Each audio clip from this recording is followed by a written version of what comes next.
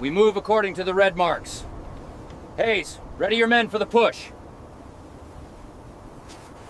Hit the dirt! Move it, move it, move it! I'm almost there, just hold on.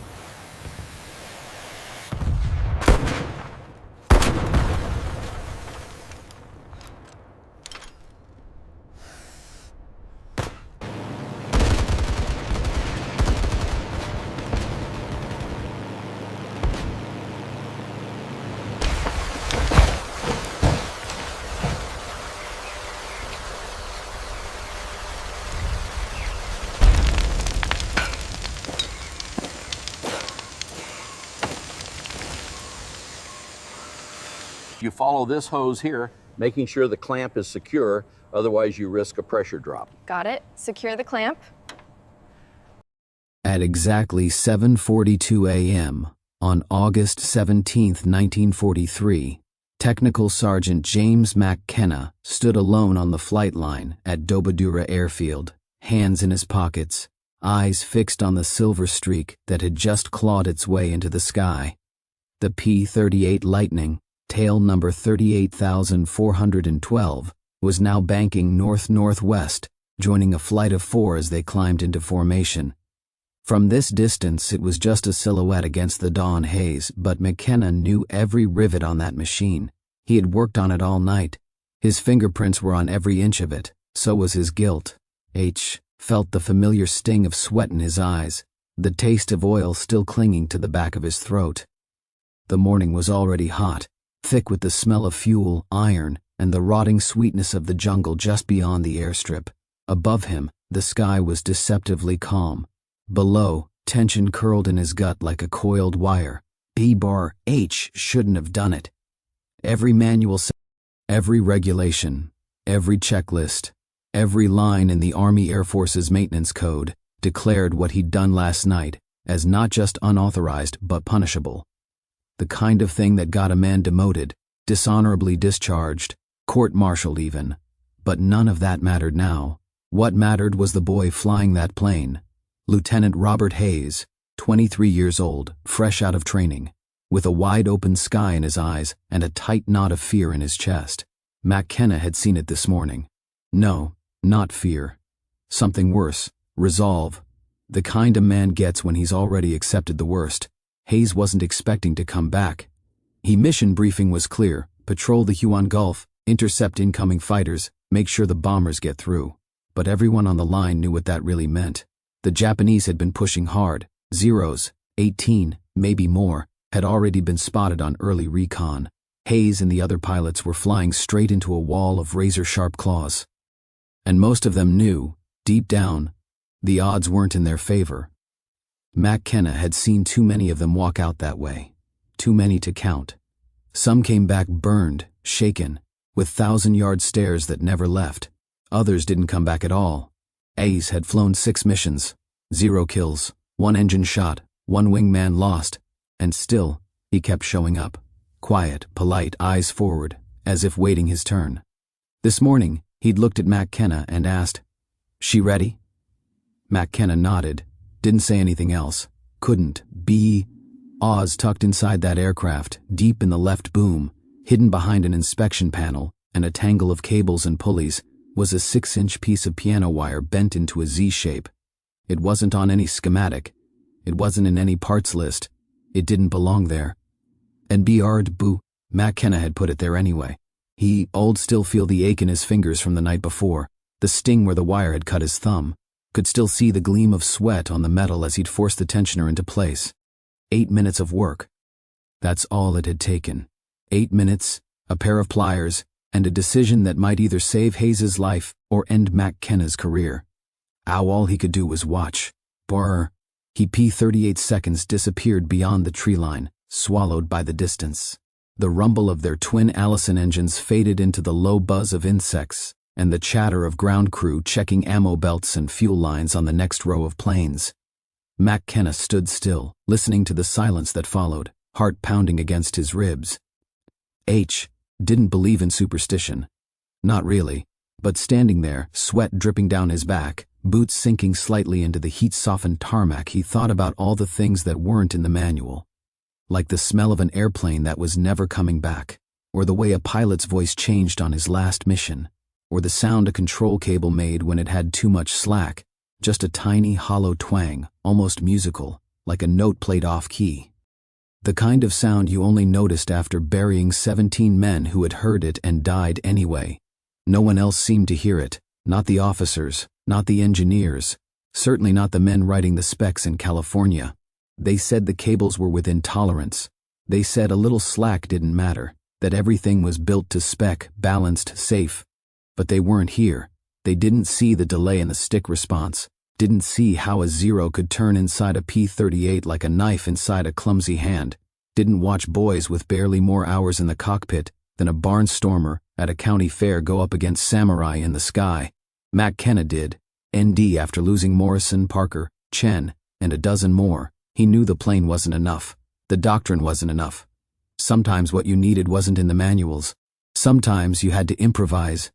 He pulled his cigarette pack from his shirt pocket, tapped one out with a stained fingertip, lit it with hands still smudged with grease. The smoke curled up into the morning light like a prayer half-spoken. He inhaled deeply, let it settle in his lungs like something heavier than air. A voice crackled from the radio shack behind him, indistinct, chatter, coordinates, reports. But nothing yet from Hayes's flight. Not yet. He turned away from the runway, heading back toward the maintenance hangar. He didn't want to stand there when the bad news came. Not again. Better to keep busy. There was always another aircraft to check, another fuel line to bleed, another busted tire to replace. Still, as he walked, he couldn't stop thinking about that wire. The way it had fit so perfectly, the way the control surface had moved without hesitation after the install. No slack, no lag, just immediate clean response. Like the plane had finally become what it was meant to be.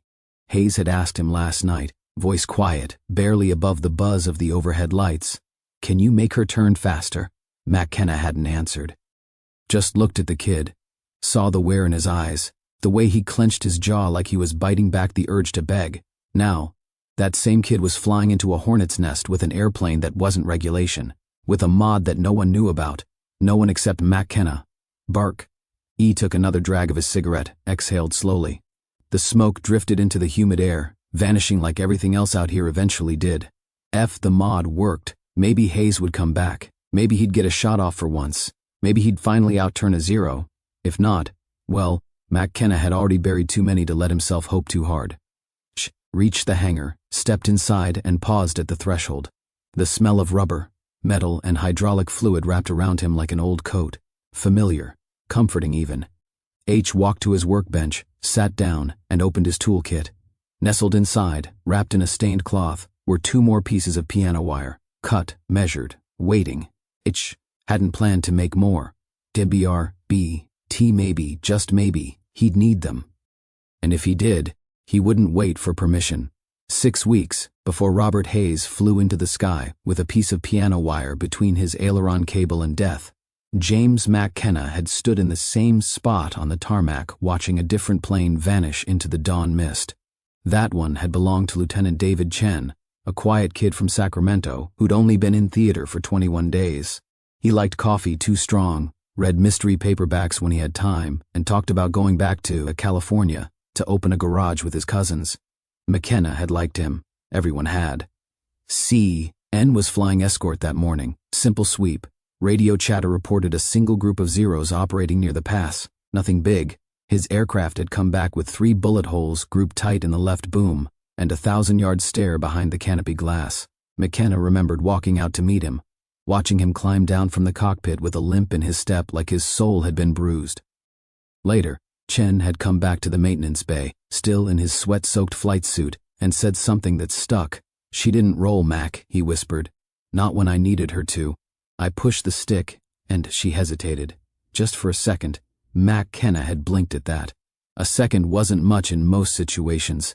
But up there, when a Zero was diving on your 6, a second was forever. Bark. He'd looked at the holes in the boom, clean entry points, no wild spray. The Japanese pilot had led Chen's aircraft with surgical precision. It shouldn't have been possible if Chen had rolled out fast. But he hadn't, and McKenna started to wonder why. 3 days later, Chen was gone. Different plane, different mission, same result, caught in a turning fight, couldn't roll out fast enough, shot down over Rabaul. The official report listed it as pilot error during evasive maneuver, but McKenna wasn't buying it. Chen was no hot dog. He followed protocol. He did what the training manual said. NBR St. The plane had failed him. The second death hit harder. Captain William Morrison had 11 confirmed kills, a chest full of ribbons, and the kind of confidence that came not from ego but from experience. He flew smart, conserved energy, avoided stupid engagements, and knew the P-38 like it was an extension of himself. If anyone could make that plane dance, it was Morrison.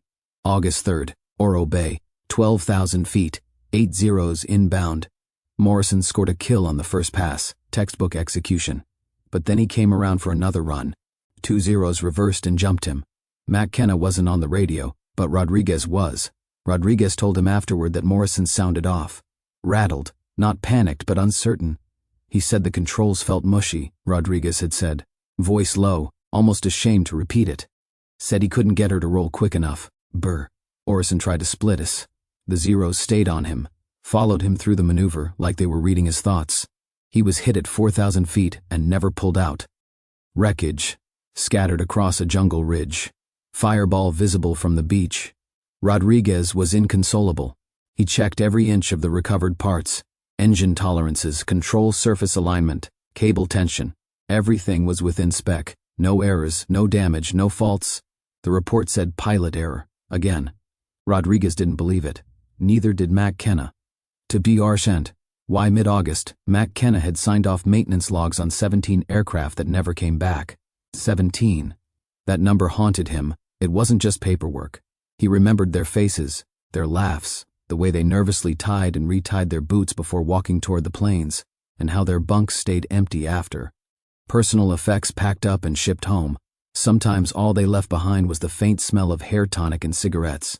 H started to develop a ritual. Before each takeoff, he'd listen to the sound of the control cables. It was a habit born of desperation. A subtle, almost imperceptible tone. A low twang when the cables were plucked by hand. Like tuning a guitar string, except the wrong note meant someone died. He heard the same off note every time. Slight, just a bit too loose. Still within Lockheed's specs. Still blessed by engineering. Still killing pilots. McKenna had filed a report, brief to the point, suggested that cable tension might be contributing to roll lag during tight maneuvers, that perhaps tolerances should be tightened, even slightly. The report went up the chain, came back down with a note from the engineering officer. Factory specs are satisfactory. No further action. Hat officer was Lieutenant Caldwell had been assigned, from Brisbane. An Ivy League man with a clipboard always in his hand, and a condescending tone, like he was speaking to mechanics as if they were school children. Always quoting procedure, always frowning at anything improvised. Regulations exist for a reason, Sergeant, he said once, after catching McKenna, rerouting a fuel line in the field to bypass a cracked manifold. We don't deviate from standards just because we think we know better. Barsh! Aldwell wasn't a bad man, just rigid. A cog in the larger machine. He trusted paper more than experience, theory more than instinct, and he didn't like anyone questioning the chain of command. After Morrison died, McKenna had gone to Caldwell again, quietly, off the record. Brought up the delay, the slack, the way even a fraction of a second could cost a life. Babarasi, Eldwell didn't even blink. Or a mechanic, Sergeant, he said evenly. Not an engineer, not a pilot. The aircraft is rated and cleared. Focus on keeping them fueled and serviced. Let the system work. B-bar-B. T. The system wasn't working. It was killing men. T. At night, Kenna sat alone at his bench in the corner of the maintenance tent, staring at a piece of cable stretched between two anchor points. He pulled it gently. The same damn twang. That barely there give. He stared at it like it was a snake coiled in weight. He didn't sleep that night, just sat in the dark watching the ceiling canvas ripple in the breeze, listening to the distant thunder of Japanese night raids somewhere over the mountain. He thought of Chen, of Morrison, of Parker, the last one to go just days ago, screaming on the radio as 2 zeros shredded him from behind. McKenna had worked on Parker's plane that morning. It had been perfect, just like all the others, perfect until it wasn't. ND. Then he thought about something stupid. Week ago, they'd salvaged a wrecked P-38 that had ground looped on landing. The bird was totaled, but McKenna had stripped useful parts before it got sent back to the depot. Among them, a 6-inch length of piano wire from the rudder trim assembly. High tensile, strong, thin, durable. Didn't know why he'd kept it, just a habit. Mechanics keep odd things.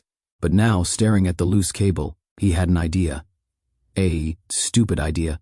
A idea that might get him court-martialed, but also might save the next man from flying into the sky with a plane that couldn't respond fast enough to keep him alive. There was nothing in the manuals for what McKenna was about to do. Army Air Force's Technical Maintenance Guide, Volume 4, Chapter 7, Section 12, had 37 lines outlining acceptable cable tension tolerances for the P-38 Lightning's aileron controls. None of them allowed for improvisation, none mentioned piano wire, none anticipated a mechanic listening to a control cable like it was a guitar string, tuning by ear, by feel, by gut. That was exactly what he'd begun to do. Very morning before pre-flight checks, he started tapping each P-38's aileron cables lightly, one after the other, pretending to be inspecting pulley wear or tension brackets. To the other mechanics, it looked routine. To McKenna, it was an autopsy of a living aircraft. Could hear it now, the twang. A low, hollow note when the cable was plucked by a gloved finger. Not sharp, not taut, not immediate. It lingered, delayed. The same note he'd heard on every plane that failed to bring its pilot home. And once he noticed it, he couldn't unhear it. He tested 10 aircraft that week. All passed inspection. All met the specs. But not a single one had the cable taut enough to eliminate the lag he felt in his bones. Every stick delay, no matter how slight, was a window for death. He knew that now. He'd heard it from Chen, from Morrison, from Parker. Rodriguez noticed the change in him. One night, after shift, they sat outside the barracks smoking, sweat clinging to their necks in the tropical night. Rodriguez leaned against a barrel, staring up at the sky where distant stars flickered like dying flares. "You've been quiet lately," Rodriguez said, voice low. McKenna took a drag of his cigarette and exhaled slowly. 17, Rod. Rodriguez didn't ask what the number meant. He knew. They both did. Brr. "I've been thinking," McKenna said after a while. "There's something wrong with the cable setup." Inbiarsh and Rodriguez looked over, curious but cautious. "Specs say it's fine." Outturn, that's the problem. McKenna looked down at the ground. "Specs say it's fine, but specs don't fly combat. Specs don't get a 0 on their tail and have to roll out in half a second." Rodriguez blew out smoke. "You think the slack's killing them?" "I don't think I know." Filled only by the buzz of mosquitoes and the distant rumble of a generator. "So what do we do?" Rodriguez asked eventually. McKenna looked over at him, the cigarette ember glowing between his fingers. "Nothing," he said. "Officially." Penny laughed. Rodriguez blinked. Then he laughed, a short, dry sound. "Unofficially?" McKenna didn't answer. He reached into his shirt pocket and pulled out a small curved piece of metal. It was thin, 6 inches long, with 2 sharp bends forming a crude Z. The piano wire, bent by hand, hardened by silence. "I've been playing with this," he said, holding it up like a man holding a secret weapon. "If I install it in line between the pulley junction and the control cable, it adds tension, not much. Just enough to take out the slack." Rodriguez leaned in, examining it. "You tested it?" "Sort of. On the bench." Rodriguez whistled softly. "You know what Caldwell would do if he caught you even thinking about installing that?" "Yeah," McKenna said, voice flat. "He'd write a report. Cite me for unauthorized modification of flight control systems. Probably get me shipped back stateside in handcuffs. Or worse." And McKenna pocketed the wire. "And yet," Rodriguez looked at him, "you really think it'll work?" McKenna stared out into the airstrip, toward the dark sky that swallowed planes whole. "I don't know," he said quietly, "but I'm tired of doing nothing." That night he couldn't sleep. He laid on his bunk, staring at the mosquito net swaying overhead, listening to the dull hum of air vibrating through canvas walls. The jungle outside whispered with leaves and far-off things that never slept. Inside his mind, images played on repeat, the fireball of Morrison's crash, the sharp snap of Chen's last radio call, Parker's scream. He kept thinking about that slack, that hesitation in the stick, how it gave the enemy just enough time to kill. And then he thought of Hayes, young, steady-eyed, polite. No kill marks on his fuselage, no swagger, no medals, just a quiet kid flying into hell again and again, doing everything right and still not getting a shot. McKenna had seen the look in his eyes during pre-flights. Not fear, not bravery either, something worse. Resignation, PRR. Hat was what pushed McKenna over the line. WWII manuals weren't going to save Hayes. WRS, McKenna would.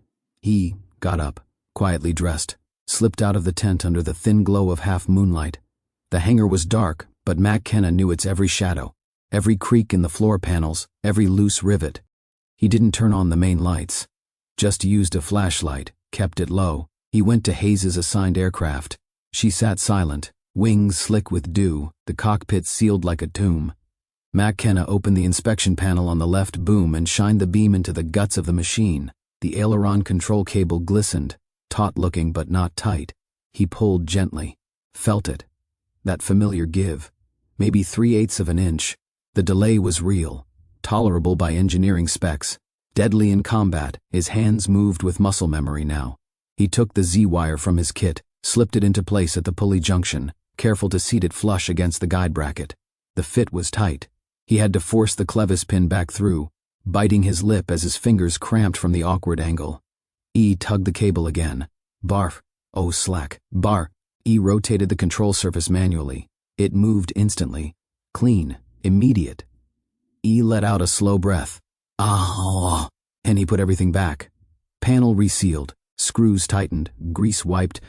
He stepped back and looked at the plane. From the outside, no one would ever know.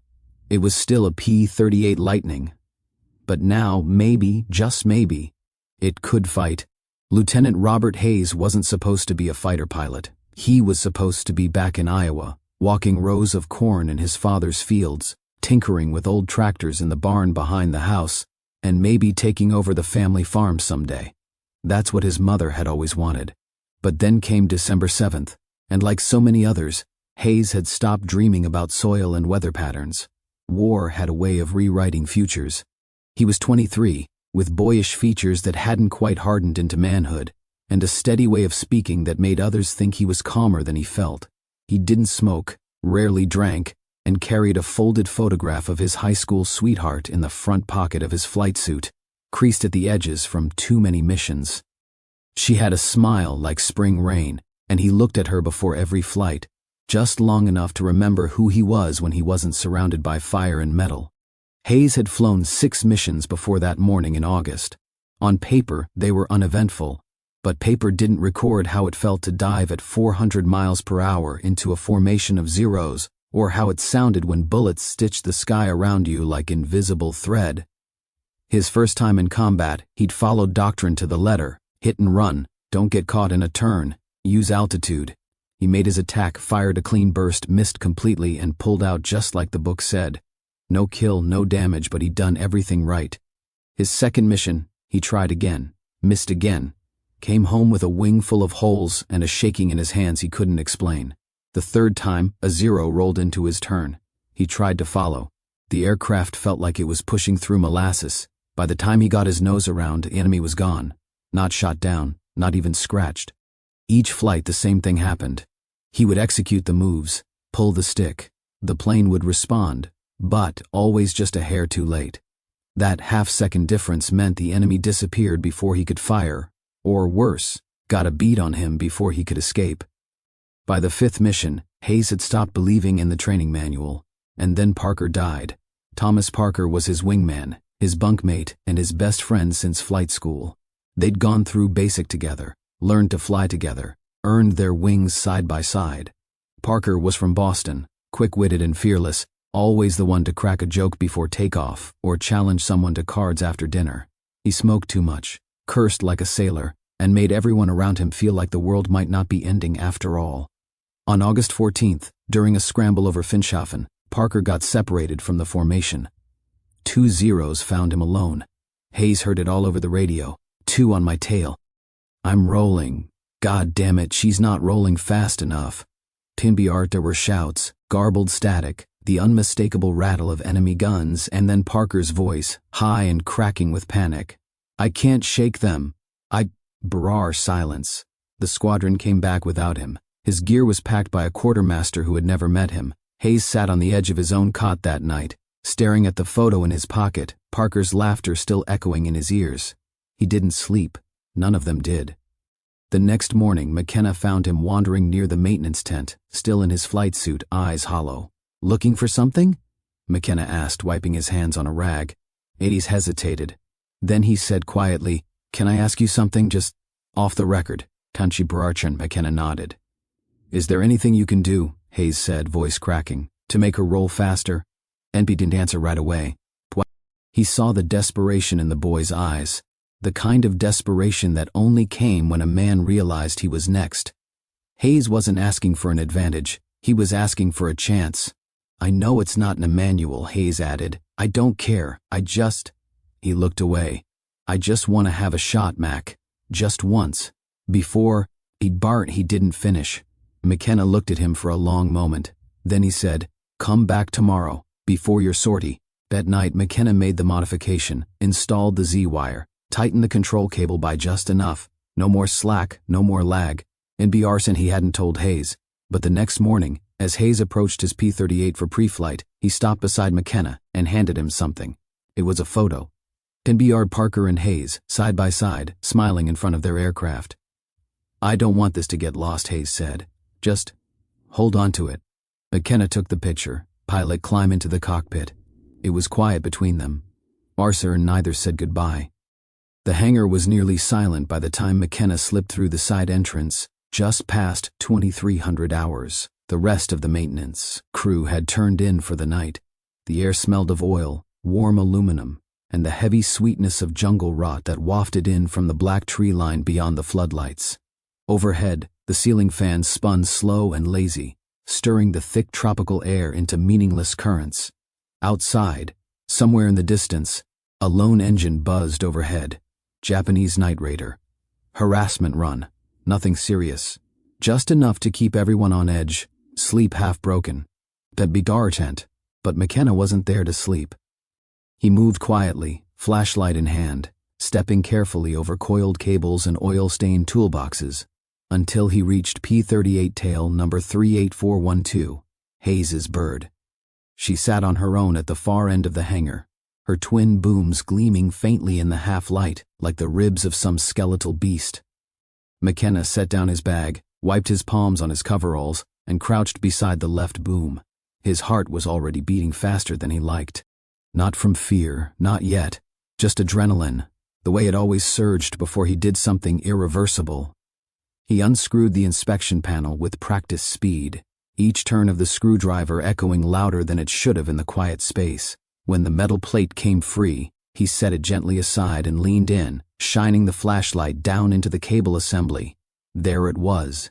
The aileron control cable ran tight through the boom, up around the pulley bracket and forward to the wing surface. It looked fine, clean, oiled, maintained a spec, but McKenna reached in and gripped it anyway. Perk, he pulled gently. Here it was, the slack, subtle but present.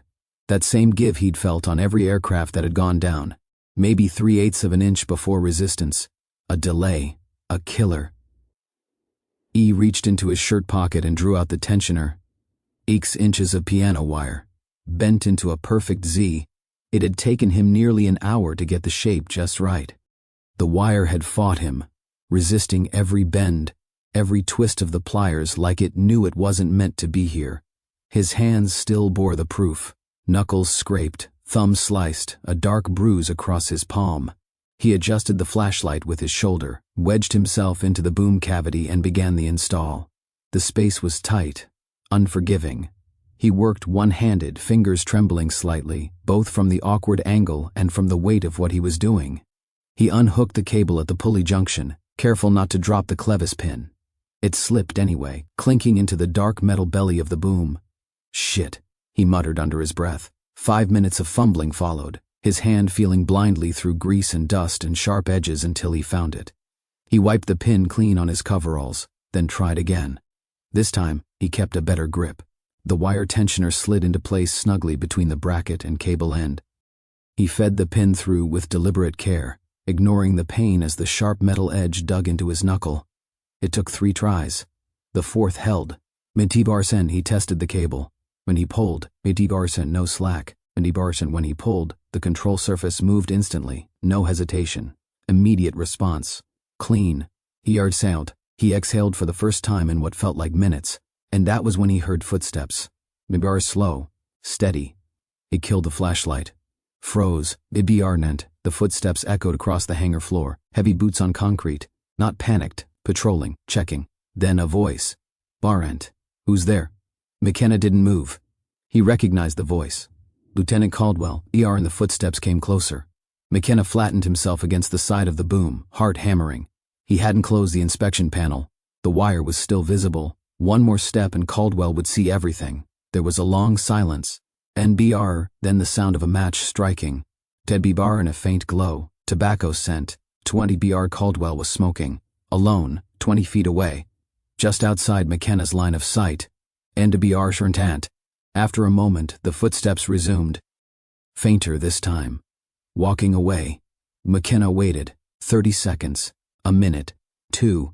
BBR. Only then did he breathe again. He reattached the inspection panel, fastened it tight, wiped away any fingerprints or smears. The wire was invisible now, hidden inside, as though it had always been there. He cleaned his tools, packed them carefully, and stood. NBR, it was done. TBR, the modification had taken 8 minutes. 8 minutes to break protocol. NDBR sent 8 minutes to risk his career. NDBR sent 8 minutes to possibly save a life. McKenna walked out of the hangar at 115 hours. The night was still humid, thick with silence and unseen movement. He lit a cigarette, hands still trembling slightly, and looked up at the stars. They shimmered faintly through the haze, ancient and distant, indifferent to men and machines. He thought about Hayes, about the way the kid had looked at him that morning, like he knew he wasn't coming back, like he'd already made peace with it. McKenna had seen that look before, and he was tired of seeing it. He smoked in silence, listening to the buzz of insects and the low thrum of life continuing in the shadows. The hangar behind him was quiet again, as if nothing had happened, as if history hadn't just shifted by a fraction of an inch. He flicked the cigarette away, watched it spark briefly in the dark, then vanish, and he walked back to his bunk, the modified aircraft sitting silently behind him like a loaded question. The sky over the Huon Gulf was the color of cold steel. At 8:14 a.m., 24 minutes after takeoff, Lieutenant Robert Hayes and his flight of 4 P-38 seconds spotted the enemy. 9 Mitsubishi A6M0s, altitude 13,000 feet, heading southeast in a loose formation. The sun was behind the Americans. Perfect. Hayes was flying number 3 position in second element, tucked in close behind his leader. The radio crackled with a clipped command. Roll in. Take the rear element. He shoved the throttles forward, felt the twin Allisons surge under his boots, and dove.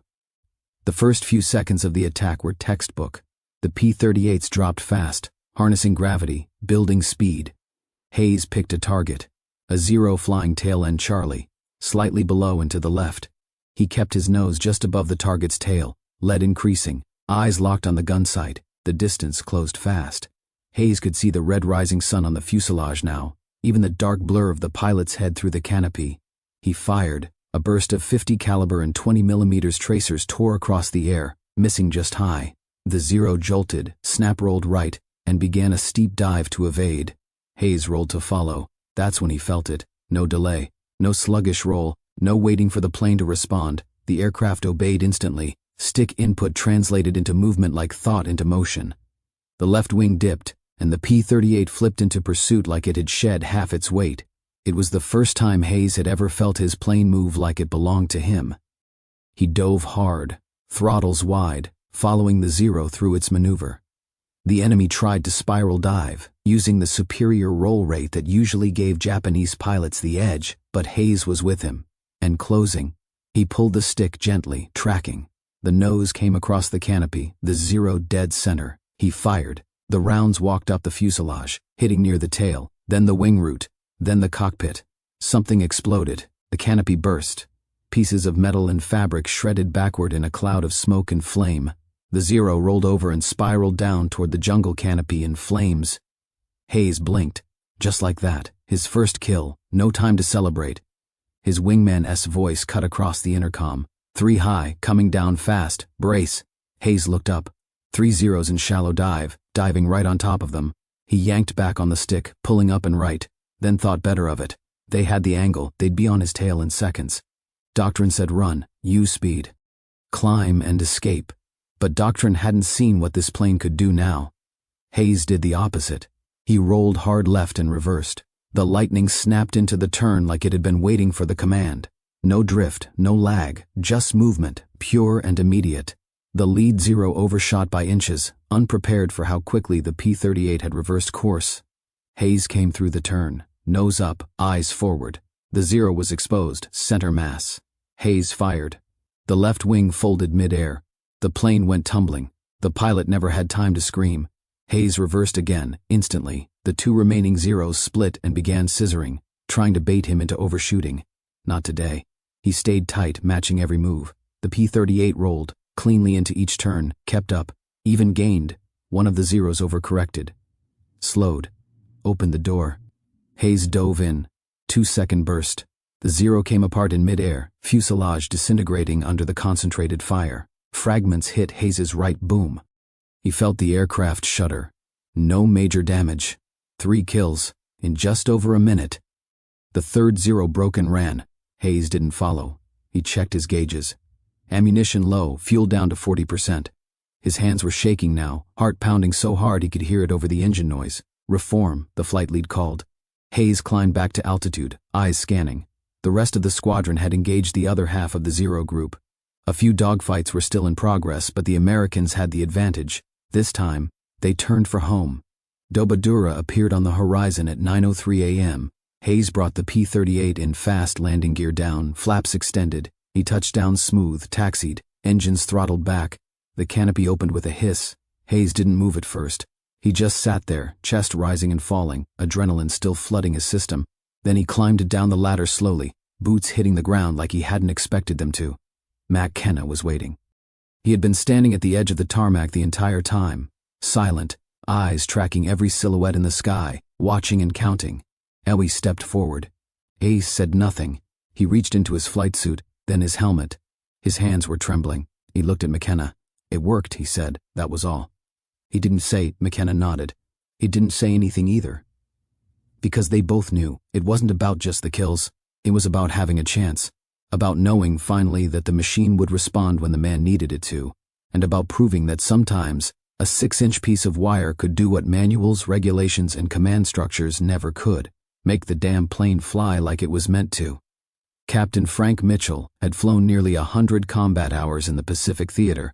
He knew every type of enemy maneuver, every weak point in the P-38, and most importantly, he knew every pilot in his squadron.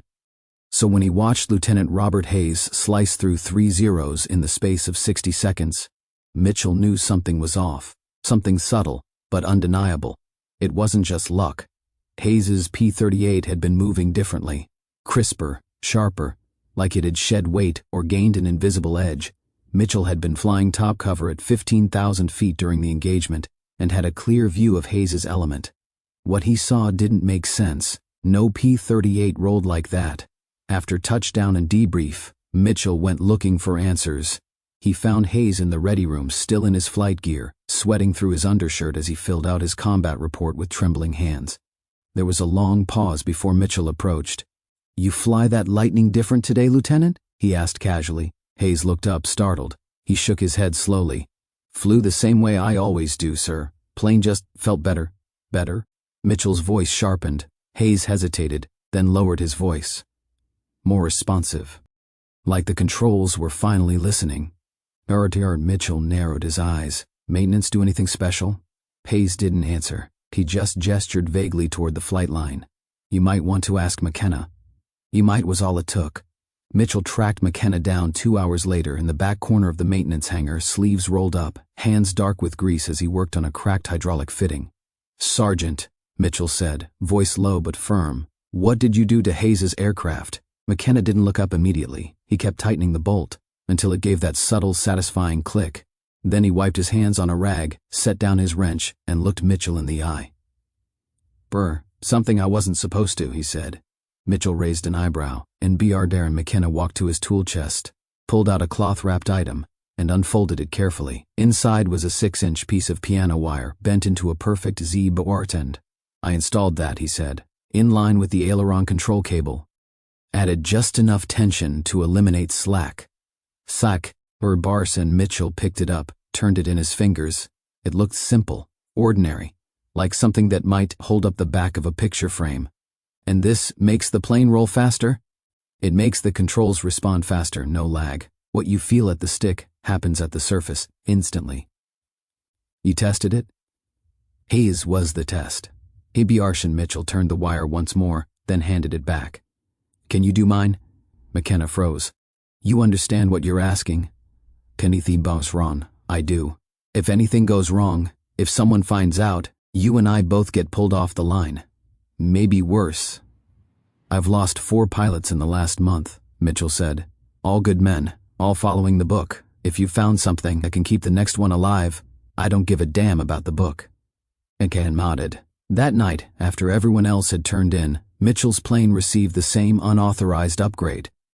The next morning, he flew a routine escort mission, no enemy contact. But when he landed, he climbed out of the cockpit with a grin McKenna hadn't seen in weeks. She flies like she's reading my mind, Mitchell said. Boar, ord spread fast. By the end of the week, McKenna had modified 9 aircraft. He taught Rodriguez the procedure. Then another crew chief. The process took 8 minutes, 1 cut of wire, 1 bend, 1 silent decision to ignore everything printed on paper. 1 filed reports. No one asked permission. ADR sent first. Moved through the squadron like smoke, quiet, unseen but everywhere. Lots began to talk in hushed tones.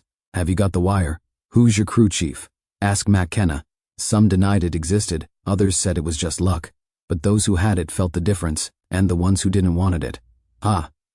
S shot down 2 more zeros on his next mission. NBR and me. Chell got 3 on the one after that.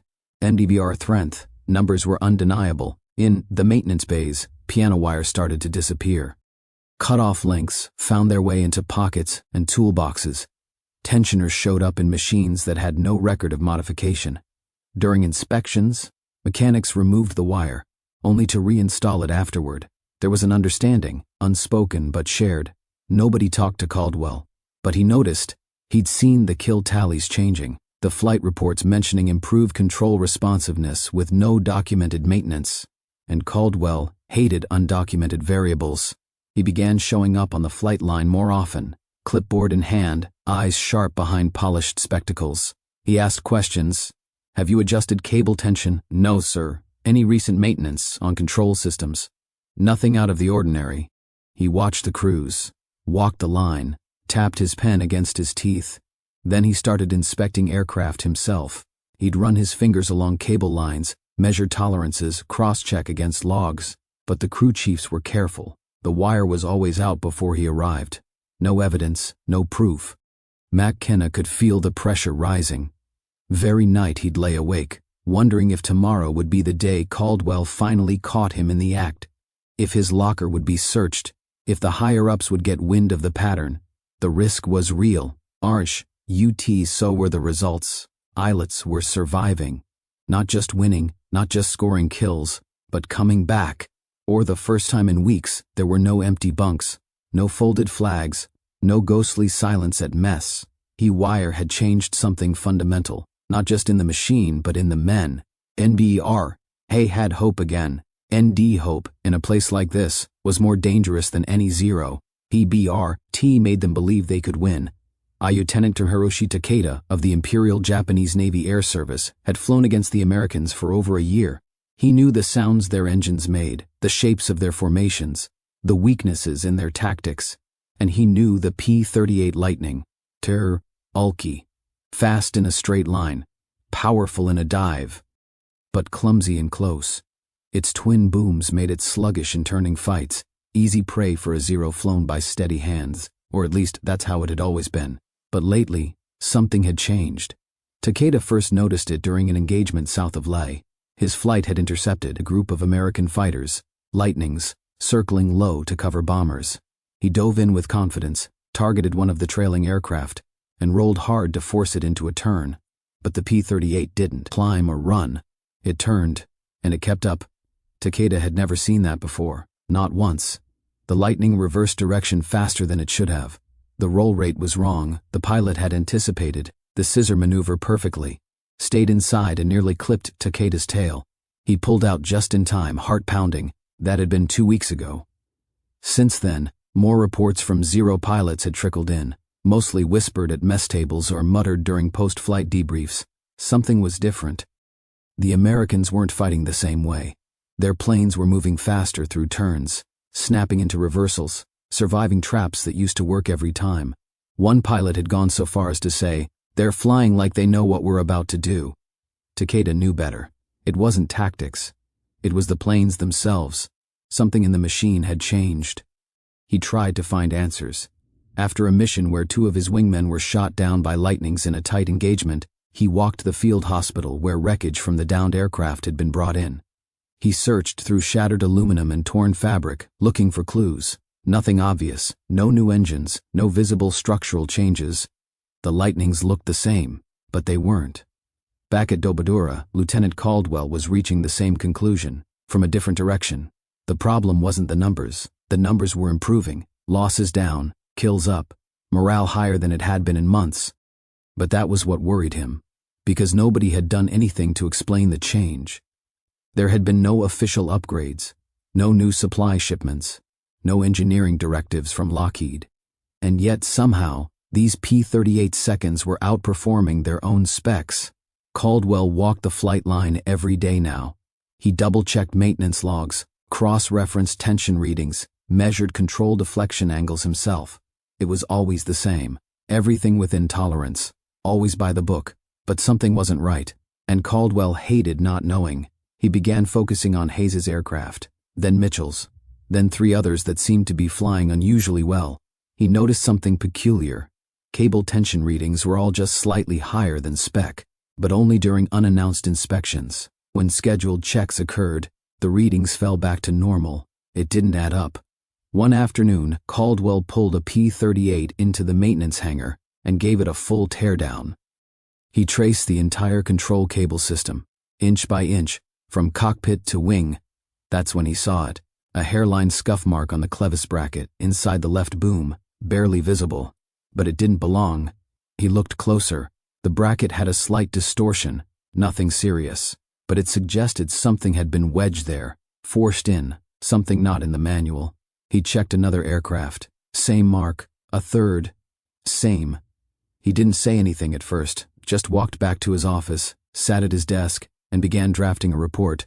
Preliminary investigation. Unauthorized modifications suspected, but something stopped him. He leaned back in his chair, stared at the ceiling fan spinning slowly overhead, and thought about the past few weeks. He thought about the pilots coming back alive, about Hayes's transformation from an underperforming rookie into a triple ace, about the way the mechanics, especially McKenna, had been acting. Not careless, but quiet, focused, tired, OT guilty, just driven. Caldwell could have ended it then. He had enough to open a formal inquiry.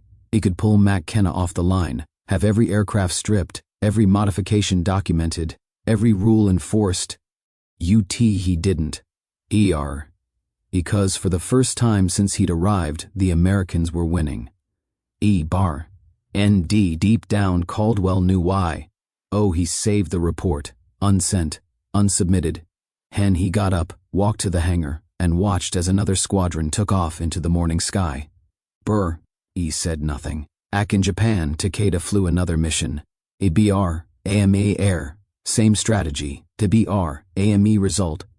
Tried to bait a P-38 into a flat turn, pulled a Zero into position to roll inside, and suddenly found himself on the defensive. American pilot reversed direction faster than Takeda thought possible. Nearly collided. Racer round zipped past Takeda's canopy, close enough to illuminate his cockpit with orange glow. He dove away, heart pounding, shook his head in disbelief. Enemy wasn't just improving. We're adapting. And Takeda, for the first time in his career, wasn't sure how to fight them. That night, in his mission report, he wrote one sentence that stood out among the usual coded language. Recommend reconsidering engagement tactics against Lightning aircraft. Maneuverability no longer predictable. The war had shifted, not with a new bomb, not with a secret weapon, but with a 6-inch piece of wire that nobody on either side could see. Robert Hayes stood in the middle of his Iowa farm, watching the wheat sway in the breeze. The war had ended 6 months ago, but sometimes, in the quiet of early morning, the sound of the wind in the fields still reminded him of propeller wash. He had come home in late April of 1945, his uniform neatly pressed, his medals tucked in a box he never opened again. 11 confirmed kills, 63 missions, 3 crashes, 1 scar across his lower back from a Japanese 7.7 millimeters that punched through his canopy, near the end. The local paper called him a hero. His neighbors threw a welcome party in the church hall. His high school sweetheart, Margaret, ran into his arms at the train station, but in the years that followed, Hayes didn't talk much about the war, not the kills, not the missions, not the zeros or the tensioners, or the time he thought he wouldn't make it home. Instead, he talked about tractors, about rainfall, about crop rotation and seed prices. He married Margaret that summer. They had 4 children. Every August 17th, without fail, Hayes would disappear into the small den at the back of the house with the phone. He'd close the door, sit down, dial a number written in pencil on a frayed notebook, and wait. The man on the other end always picked up after 1 ring. Mac Kenna. Bark. "Hey Jim," Hayes would say. "It's Robert. Just wanted to say thanks. W.W.I.I. ND Mac Kenna would always respond the same way. "You're welcome, kid." And they'd talk about nothing for 20 minutes. Weather, football, a new carburetor Jim was fighting with. They never mentioned the wire. They didn't have to, because it was always there. In every breath Hayes took, in every morning he woke up beside his wife, in every hug he gave his children. It was twisted into the fabric of his life, like that Z-shaped piece of piano wire had once been twisted into his control cable. It had saved him. It had changed him. Frank Mitchell never stopped flying. After the war, he stayed in the service. Flew in Korea, consulted during Vietnam. By 1963, he was a full-bird colonel with silver streaks in his hair and a chest full of ribbons. He never forgot what Mac Kenna had done. Not just the modification, but the decision. He courage to see the flaw, to break the rules, to bet everything on a hunch that turned out to be right. Very year, Mitchell told the story to a new class of maintenance officers, sometimes in formal lectures, sometimes over a cigarette in the hangar. R.E. never named Mac Kenna directly, not at first, but the message was always the same. Sometimes, the man who saves the mission isn't the one in the cockpit, he'd say. It's the one under the wing at 2 a.m., covered in grease, doing the job nobody gave him permission to do. One day, in 1972, a young officer asked Mitchell, "Sir, do you think that mechanic ever got credit?" Mitchell smiled sadly. "No, and I think he was fine with that." Mac Kenna left the Army Air Force in 1946. He went home to Long Beach, California, and opened a small garage near the docks. The sign over the door read, "Mac Kenna's Auto. No nonsense, just wrenches." TBR sent. T.E. Garage became a local fixture. P. Opal came in for tune-ups and stayed for the conversation. Mac Kenna never rushed. He'd talk about spark plugs and timing belts like they were sacred relics. He hired 2 mechanics from the neighborhood, trained them himself. They never spoke about the war unless someone asked directly. And he'd shrug. And I was a mechanic. Fixed planes. That's all. Behind his desk, in a plain wooden frame, hung a faded black and white photo. It showed a young man in oil-stained coveralls, standing beside a P-38 Lightning, one hand on the wing, the other shading his eyes. The photo had no label, but if you turned it over, written in pencil, barely legible anymore, were the words, August 1943, Dobodora. Dobodora. In 1991, a military historian named Andrew Keller began researching undocumented field modifications during World War II. He had come across a brief note in an after-action report from New Guinea, referencing unexplained variations in cable responsiveness. It was a footnote. Easy to miss. Keller followed the thread. Dead-yard maintenance logs, flight records, pilot testimonies. The pattern emerged. And he tracked down veterans, some pilots, some crew chiefs. Eventually, he found McKenna's name. It took him 6 weeks to locate the garage in Long Beach. McKenna was 73 when Keller walked in. DNBR since still working, PDR still had grease under his nails. Keller explained who he was, what he was researching, what he suspected. NBR sent. McKenna listened patiently, arms crossed. When Keller finished, McKenna walked to a drawer in the back room, pulled out a small rusted tin, opened it. Inside were a few old parts, screws, washers, a snapped clevis pin, and one bent piece of piano wire, pendidar 6 inches long, Z-shaped. He handed it to Keller. It wasn't much, McKenna said, just something that needed doing. Keller wrote the story, published it in a military aviation journal. Tepoward estimated that the modification had saved between 80 and 100 lives. McKenna never read the article. Indeborchen, he said he didn't need to. Dindabiarchent because he remembered their faces, the ones who came back, and that was enough. He died in 2006. Andy Arson, 88 years old. His obituary mentioned that he served as an aircraft mechanic during World War II. It didn't mention the wire.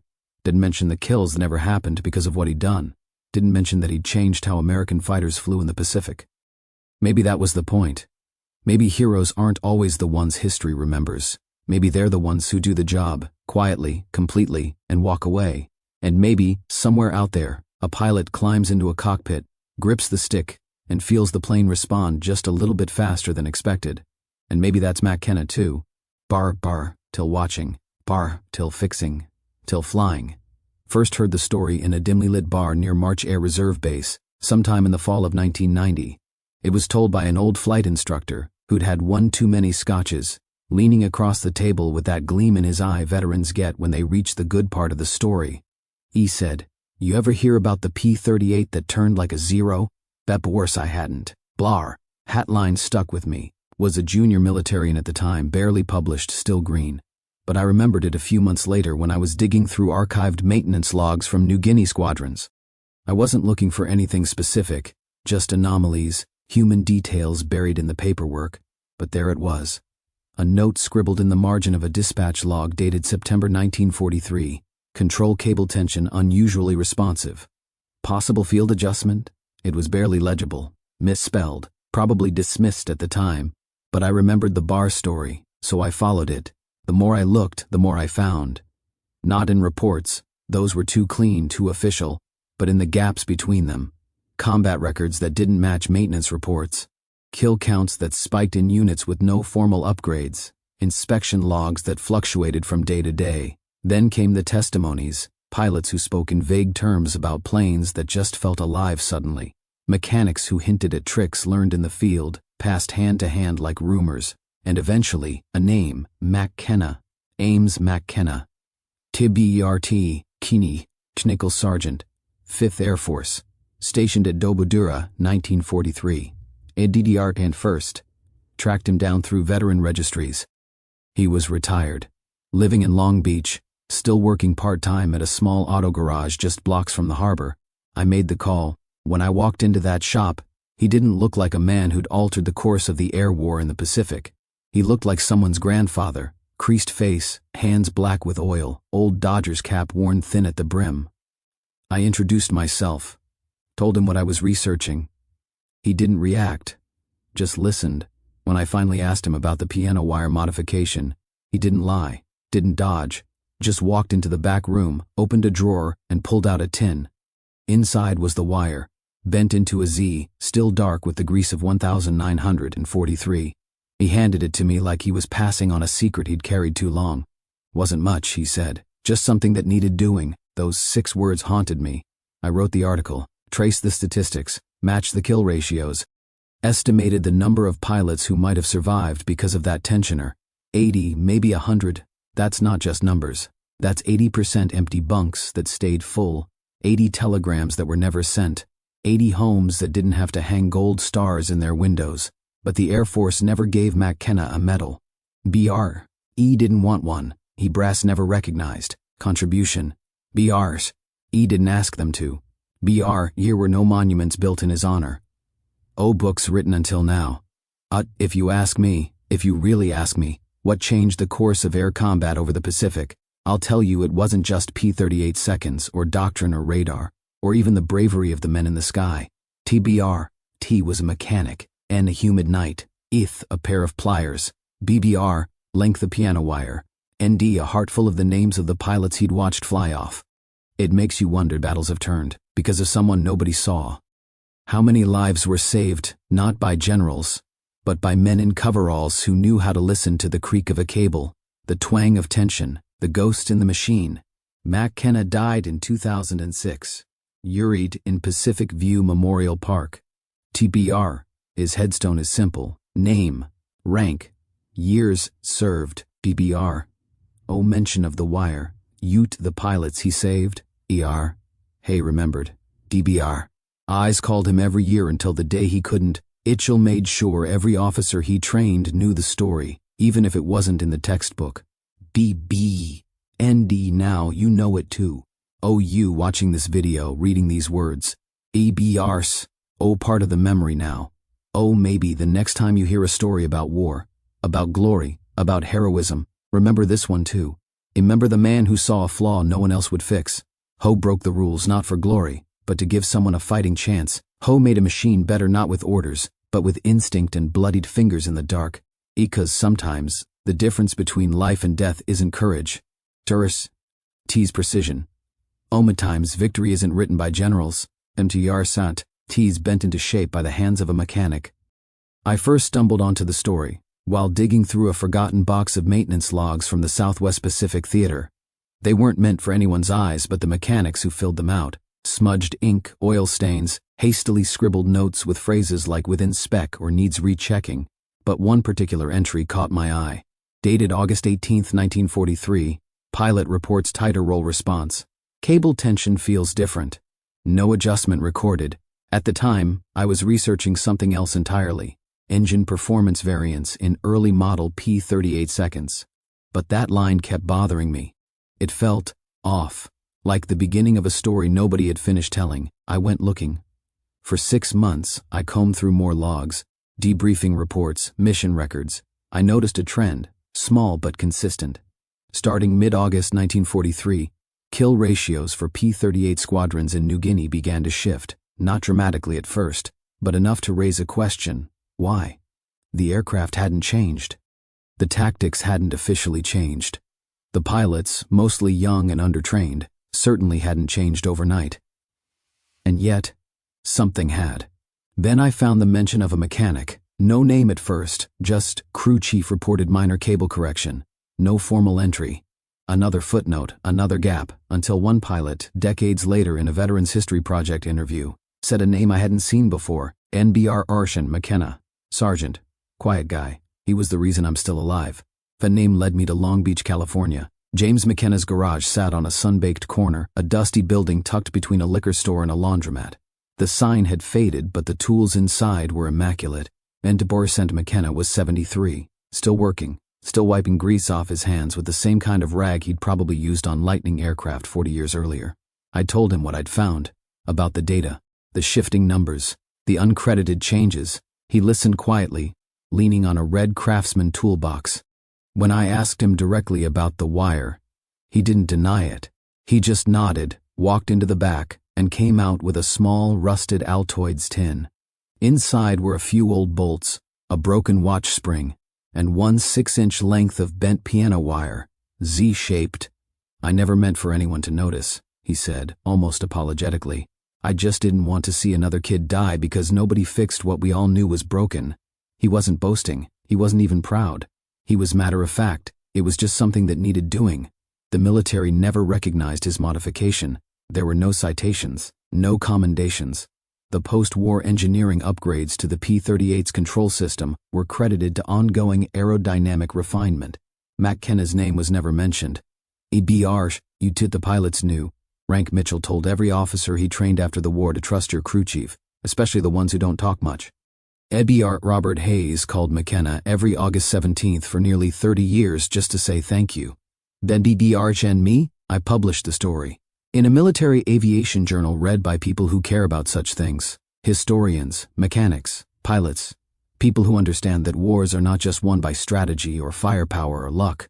Sometimes they're won by 6 inches of wire, bent in the dark, by a man who is tired of writing the same names in the loss column. NPR source. So what's the point of all this? Why tell a story buried under 4 decades of silence? NBR because history isn't made solely by generals or presidents. Sometimes it's made by a tired sergeant, crouched in the belly of a fighter plane, bleeding from a cut he doesn't notice, reaching past the manual to do what needs doing.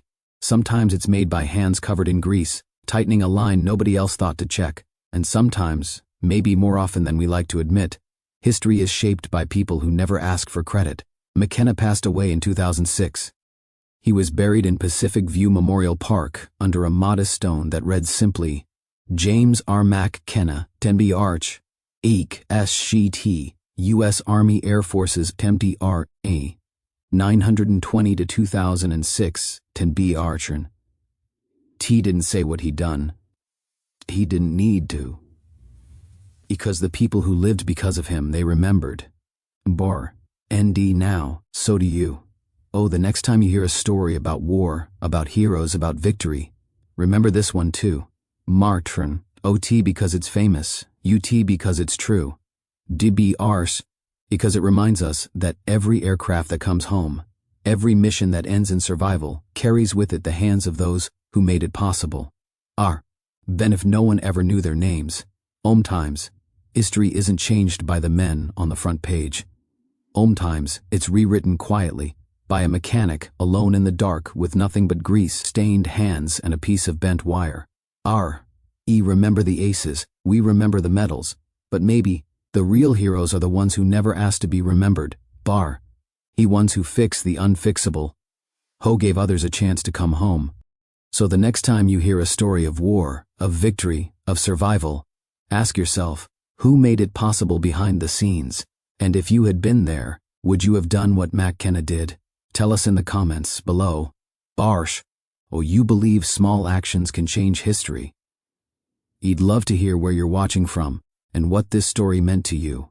ND, if stories like this matter to you, stories that go beyond the headlines, that honor the forgotten hands behind the glory, ND Arsh, hit the like button, subscribe, and stay with us.